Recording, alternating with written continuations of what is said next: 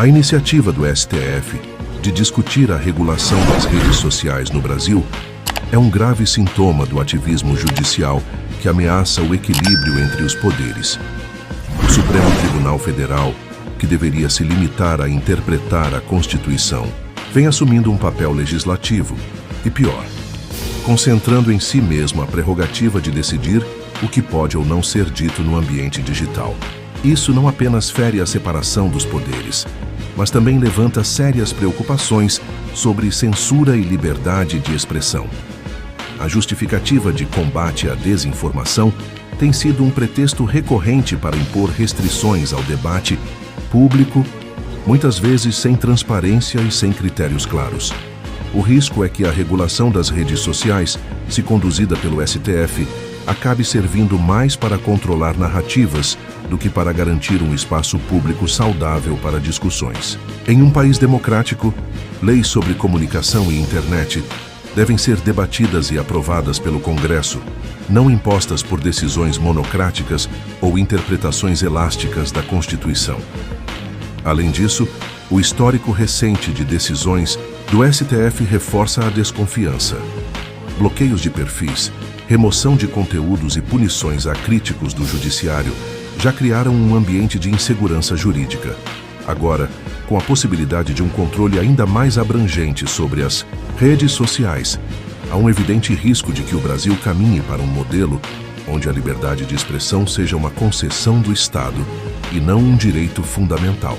Além desses aspectos, o STF não tem competência para legislar diretamente sobre a regulação das redes sociais, mas pode influenciar esse processo de diversas formas, algumas das quais já estão em andamento, como a interpretação da Constituição para restringir conteúdos, pois o STF pode tomar decisões que estabelecem diretrizes sobre o que é permitido ou proibido nas redes sociais, com base em princípios constitucionais, como a liberdade de expressão e o combate à desinformação.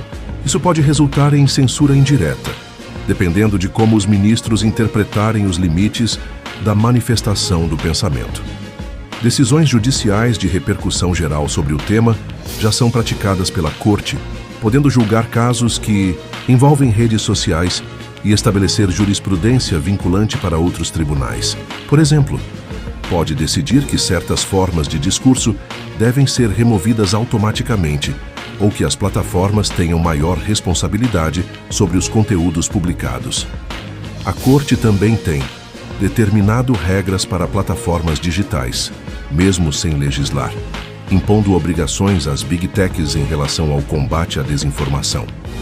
Pode ainda validar ou rejeitar leis do Congresso se esse parlamento aprovar uma lei sobre redes sociais, como a polêmica PL das fake news, ao ser acionado para avaliar sua constitucionalidade. Isso dá ao tribunal um grande poder de moldar a regulação, invalidando trechos ou reinterpretando pontos-chave da legislação.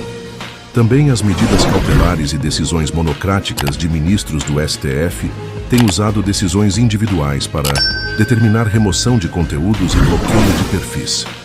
Esse poder pode ser expandido caso a Corte assuma um papel mais ativo na regulação das redes, o que geraria um ambiente jurídico instável e de forte intervenção estatal. Além disso, em relação ao inquérito das fake news e ações contra plataformas, o STF já conduz investigações contra a disseminação de desinformação e pode ampliar essas ações para pressionar redes sociais a aplicarem restrições mais severas.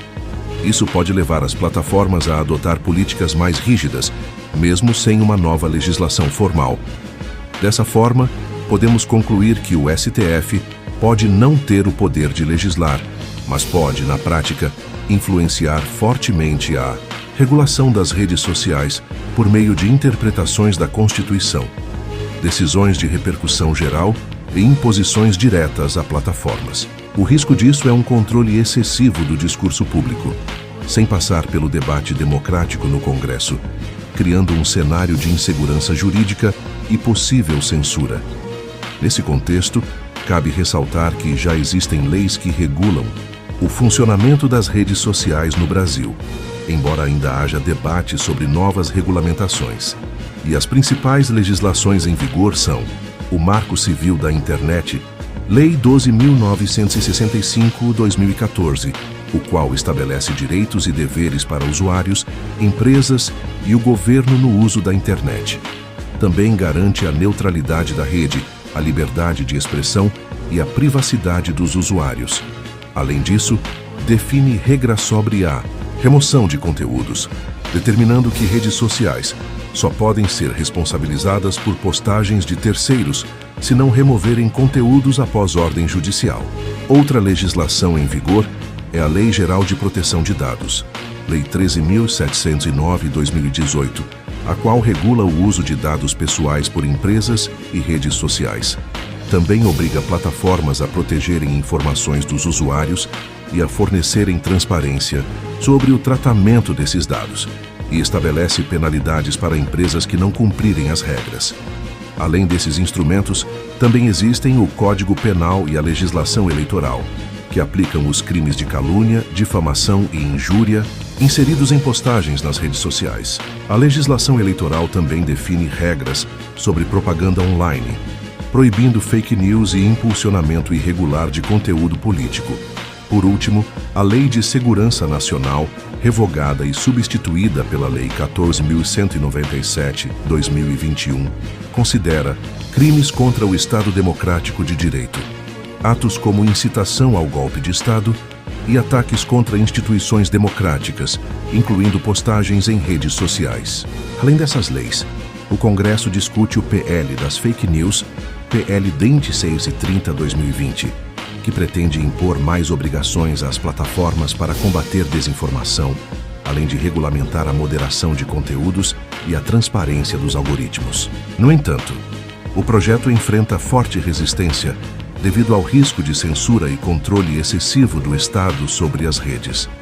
Assim sendo, podemos concluir que o Brasil já possui um arcabouço legal para regular redes sociais, garantindo tanto a liberdade de expressão quanto mecanismos para combater abusos. O problema não está na falta de leis, mas sim no fato do STF tentar ampliar o controle sobre o discurso online, muitas vezes sem transparência ou participação democrática.